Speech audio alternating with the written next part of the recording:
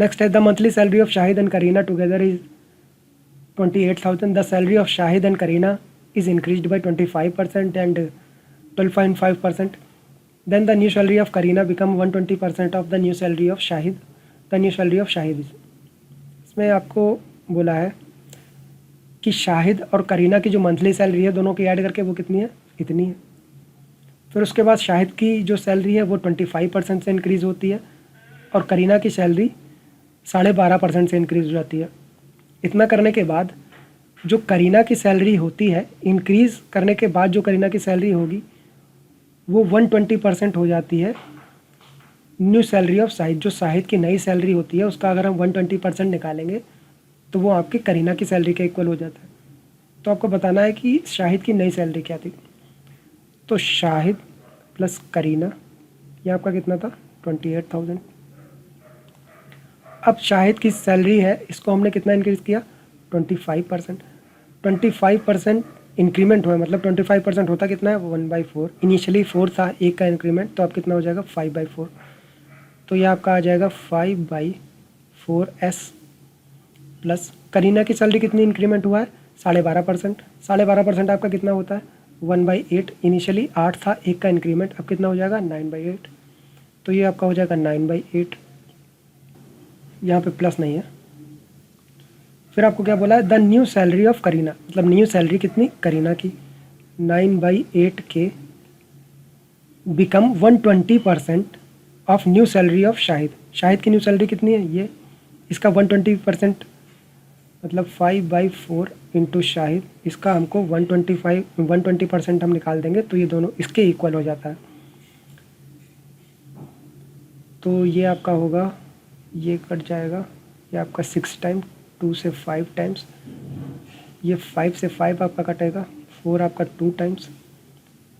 तो ये आपका 9/2 इंटू के, ये इक्वल हो जाएगा 6 इंटू एस के.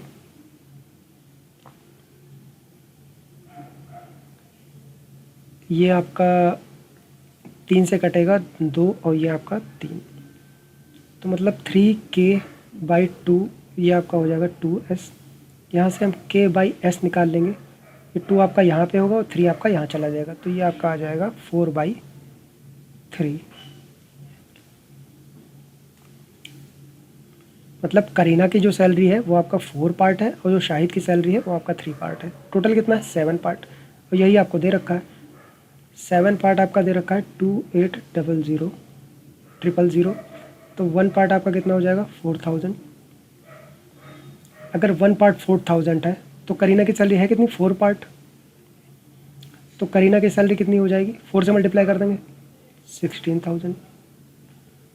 और शाहिद की सैलरी कितनी हो जाएगी, 3 पार्ट है तो इसको 3 से मल्टीप्लाई करेंगे तो ये आपकी हो जाएगी 12,000. तो ये तो आपकी आगे ओरिजिनल सैलरी स्टार्टिंग में कितनी थी. पूछा क्या है आपसे, शाहिद की न्यू सैलरी. तो शाहिद की न्यू सैलरी थी कौन, ये वाली.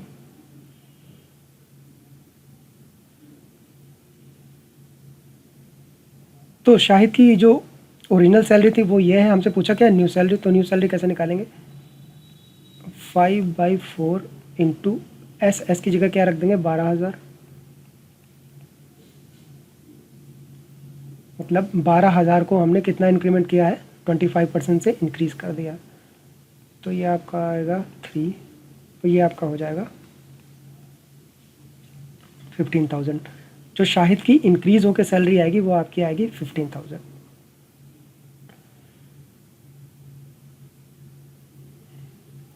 Hariharan goes to shop to buy an FM radio costing 1404 including 8% sales tax. He asked the shopkeeper to reduce the, यहाँ पे प्राइस है, price of radio, so he can save the amount equal to the tax. What is the reduction price of radio?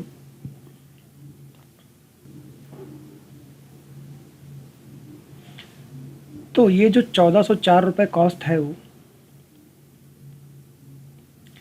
इसमें इसका जो original price है वो तो होगा ही, प्लस ओरिजिनल प्राइस पे उसने 8% का सेल्स टैक्स भी लगाया. मतलब ओरिजिनल प्राइस तो है, साथ में मतलब ओरिजिनल प्राइस तो कुछ रही होगी, और ओरिजिनल प्राइस पे ही उसने 8% का सेल्स टैक्स भी लगाया है। तो यही ऐड होकर आपको कितना मिला, 1404 रुपये। तो मान लेते हैं कि ओरिजिनल प्राइस उसकी x थी, तो x प्लस x इंटू 8%, ये आपका कितना है, 1404 रुपये। तो x प्लस x इंटू 8/100, ये 1404 रुपये है। तो ये आपका हो जाएगा 100x, और इसमें 8x और ऐड करेंगे तो ये आपका हो जाएगा 108x/100, ये आपका हो जाएगा 1404 रुपये। तो इसको 12 से करते हैं, 12 में 108, 12 वन टाइम, 12 सते 84, इसको 9 से करते हैं तो 9 एकम 9, 9 तियाँ 27, तो ये आपका आ जाएगा 1300। मतलब जो ओरिजिनल प्राइस था उसका 1300 था, और 1300 का 8% ही उस पर सेल्स टैक्स लगा होगा। आपसे पूछा गया है कि प्राइस में कितना रिडक्शन वो कर दे जिससे कि उसका सेल्स टैक्स जो है वो बच जाए। तो ये आपका कितना आया, 1300,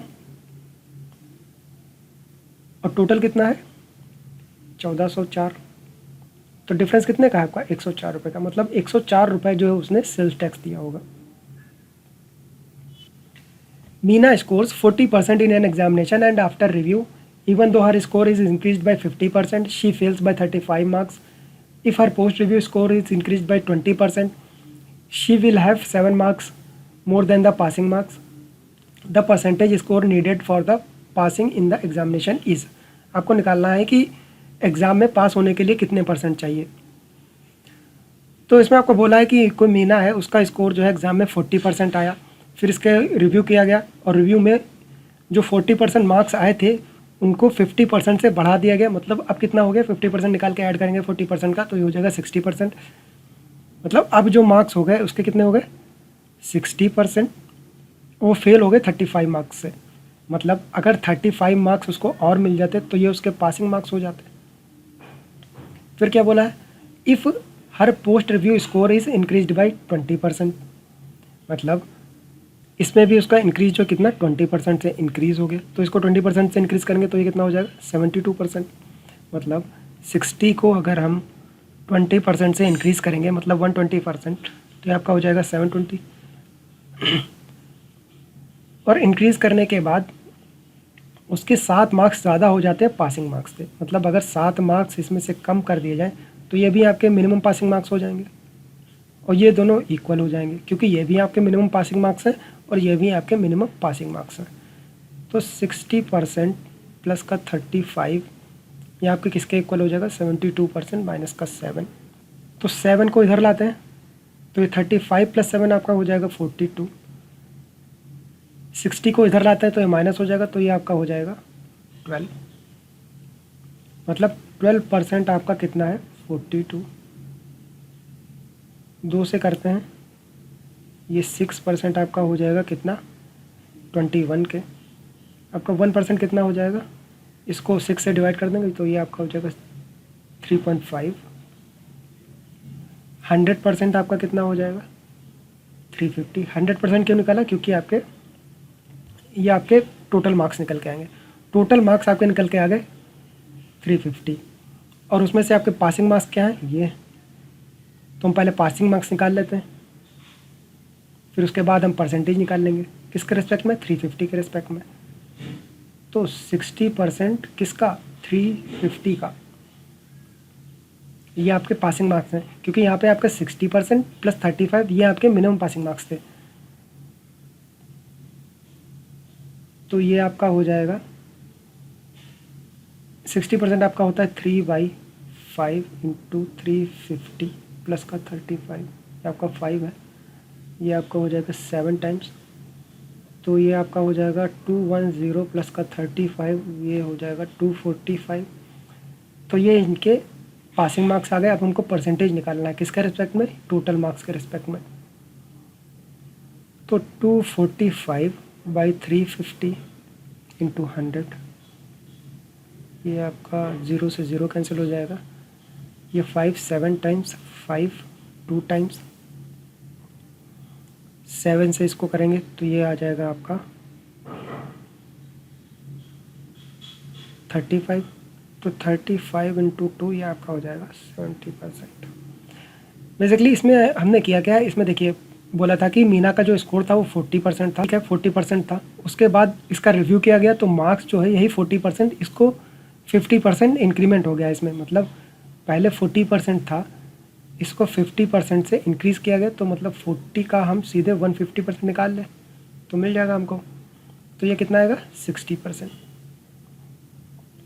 तो वही हमने किया है, यहाँ पे 40% को हमने 50% से इंक्रीज़ कर दिया तो आपका आ गया 60%। फिर बोला है कि फेल हो जाती है 35 मार्क्स से, तो मतलब अगर 35 मार्क्स और मिल जाते तो उसको पासिंग मार्क्स हो जाता है। फिर आपको बोला है कि उसके बाद जो पोस्ट रिव्यू होता है उसमें जो स्कोर आते हैं उसमें भी उसको 20% से बढ़ाया जाता है। तो ये पोस्ट रिव्यू में स्कोर आए थे, इसको 20% से बढ़ा लिया। 60 को हमने 20% से बढ़ाएंगे तो ये आपका आ जाएगा 72।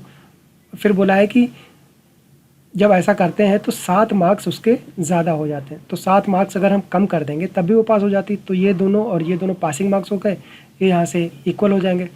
यहाँ से हमने इसको सॉल्व कर लिया, यहाँ से हमने 100% निकाल लिया। 100% मतलब टोटल मार्क्स आपके कितने आ गए 350।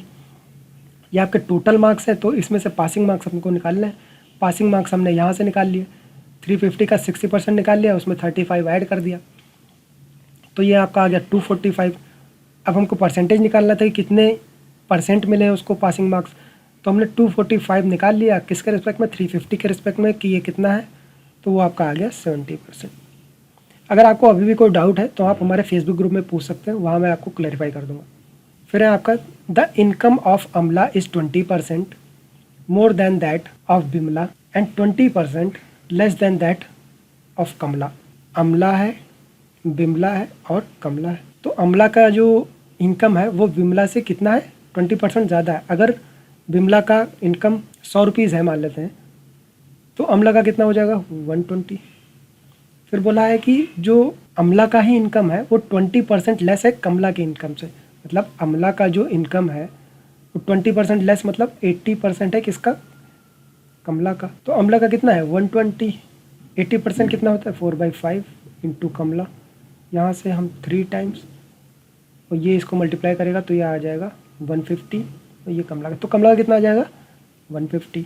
तो ये तीनों की हमने इनकम निकाल ली। फिर आपको बोला है कमला की इनकम जो है 4% से डिक्रीज़ हो जाती है। मतलब जो कमला की इनकम है इसमें 4% का डिक्रीमेंट आता है, ठीक है। बिमला की इनकम जो है वो 10% से बढ़ जाती है, इंक्रीज़ हो जाती है, तो इसमें 10% का इंक्रीमेंट आएगा। फिर उसके बाद बोला है the percentage of Kamla's income would exceed Bimla's income in nearest to.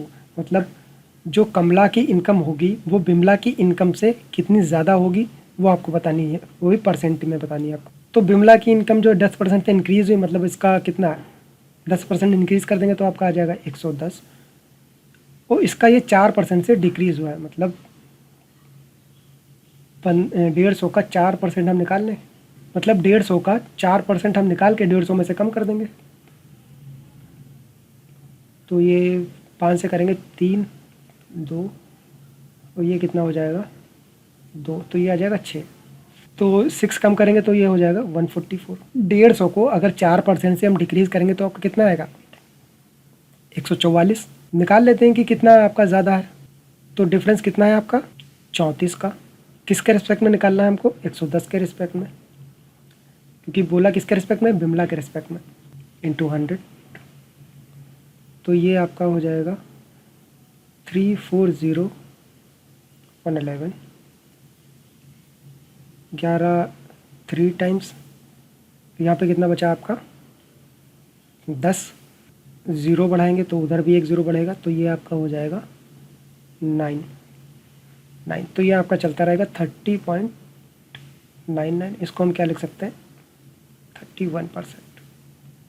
Gopal went to a fruit market with certain amount of money. With this money, he can buy either 50 oranges or 40 mangoes. He retains 10% of the money for taxi fare. If he buys 20 mangoes, then the number of oranges he can buy is। तो आपको बताना है कि कितने oranges वो और ख़रीद सकता है। मतलब गोपाल है, वो फ्रूट मार्केट जाता है, तो उसके पास जो पैसा है उससे या तो वो 50 ऑरेंजेस खरीद लेगा या फिर उसको 40 मैंगोज़ खरीद सकता है। फिर बोला है कि जो टोटल मनी है उसमें से 10% वो निकाल लेता है अपने टैक्सी फेयर के लिए, और जो बचा हुआ मनी है उससे वो 20 मैंगोज़ खरीदता है। फिर उसके पास जो मनी बचता है उसमें वो ऑरेंज कितने खरीद लेगा, ये आपको बताना है। तो मान लेते हैं कि टोटल मनी उसके पास था 100 रुपये, तो इसमें वो या तो 50 ऑरेंज खरीद सकता है या 40 मैंगो खरीद सकता है। तो 100 रुपये टोटल है, 50 ऑरेंज उसको खरीदने, तो एक ऑरेंज कितने का आएगा उसको? 2 रुपये का। ये आपके ऑरेंज आएगा। मैंगो कितना आएगा? ये आपका आएगा एक मैंगो 2.5 रुपीज़ का। ये आपकी मैंगो की बात चल रही है, ठीक है। तो 100 रुपये टोटल थे, इसमें से उसने 10% जो है टैक्सी के निकाल लिया, मतलब 10 रुपये जो उसने टैक्सी के निकाल लिए, बचे कितने? 90 रुपीज़। अब 90 रुपीज़ में उसने 20 मैंगो खरीद लिए। 90 रुपीज़ में उसने 20 मैंगो खरीद लिए। आपका एक मैंगो का प्राइस कितना था? 2.5 रुपये। 20 मैंगो खरीदे तो ये आपका हो जाएगा 50 रुपये। इसमें से हम 50 माइनस कर देंगे, 90 माइनस 50, ये आपका जाएगा 40। तो 40 रुपये में वो कितने संतरे खरीद सकता है? एक ऑरेंज की वैल्यू कितनी है? 2 रुपये। पैसे टोटल है कितने उसके पास? 40। तो उसको मिलेंगे कितने? हम डिवाइड कर देंगे 2 से, तो उसको मिलेंगे 20 ऑरेंज। मतलब 20 ऑरेंजेस वो और ख़रीद सकता है। ऑप्शन नंबर सी आपका करेक्ट होगा। नेक्स्ट है a company bought total of 60 computer. 60 आपके कंप्यूटर है, 20 printer to modernize billing operation. आपके 20 क्या है? प्रिंटर है। If the price of each computer was 3 times the price of each printer. मतलब प्रिंटर अगर आपका 100 रुपये का है तो इसका 3 टाइम्स कितना हो जाएगा? 300। फिर आपको बोला क्या है? Then what percent of total cost of purchase was the total cost of printer. मतलब आपकी जो टोटल कॉस्ट थी उसमें से आपकी जो प्रिंटर कॉस्ट है वो कितने परसेंट है, आपको ये निकालना है। तो एक कंप्यूटर का प्राइस है 300, टोटल कितने हैं? 60। तो ये टोटल आपका कितना हो जाएगा? 60 इंटू 300, ये आपका हो जाएगा 18,000 कंप्यूटर के लिए। प्रिंटर के लिए आपका कितना हो जाएगा? 20 इंटू 100, ये आपका हो जाएगा 2000। टोटल आपकी कॉस्ट कितनी हो जाएगी? खर्चा 20,000। 18,000 का कंप्यूटर 60 और 20,000 के आपके प्रिंटर 20। तो हमको प्रिंटर का परसेंटेज निकाला, तो प्रिंटर ऊपर रहेगा। प्रिंटर का प्राइस है क्या आपका? 2,000। 1 2 3, टोटल कॉस्ट कितनी है? 20,000। उसको 100 से मल्टीप्लाई कर देंगे, तो ये 1 2 3, 1 2 3, ये तो ये आपका आ जाएगा 10%। मतलब जो टोटल खर्चा है उसमें प्रिंटर का खर्चा कितने परसेंट हुआ है? 10%, क्योंकि ये 20,000 है, यहाँ पे 2,000 है। 720 sweets were distributed equally among children in a such way that number of sweets received by each child is 20% of the total children. How many sweets did each children receive? मतलब जो आपकी 720 स्वीट्स हैं इनको ऐसे distribute किया जाता है कि हर बच्चे को जितनी स्वीट्स मिलती हैं वो 20% है टोटल नंबर ऑफ़ चिल्ड्रन के। मान लेते हैं टोटल नंबर ऑफ़ चिल्ड्रन कितने हैं आपके? x, और स्वीट्स मिलती कितनी है टोटल चिल्ड्रन का? 20%। यही आपके इक्वल हो जाएगा 720 के। तो x इंटू 20/100 आपका हो जाएगा 720। तो ये यहाँ से कर सकते हैं 0 से 0, ये आपका 360 हो जाएगा, और ये x इंटू एक्स आपका x स्क्वायर हो जाएगा, ये आपका हो जाएगा 36,000। यहाँ से x आपका निकल के आ जाएगा 60। तो 60 आपके, ये आपका क्या निकल के आएगा? Total children. हमको निकालने क्या है? स्वीट्स निकालनी है। तो 60 का हम 20% निकाल लेते हैं। 60 इंटू 1/5, ये आपका आ जाएगा 15। तो तो आपका 15 जो स्वीट्स हैं वो हर बच्चे को मिलेगी।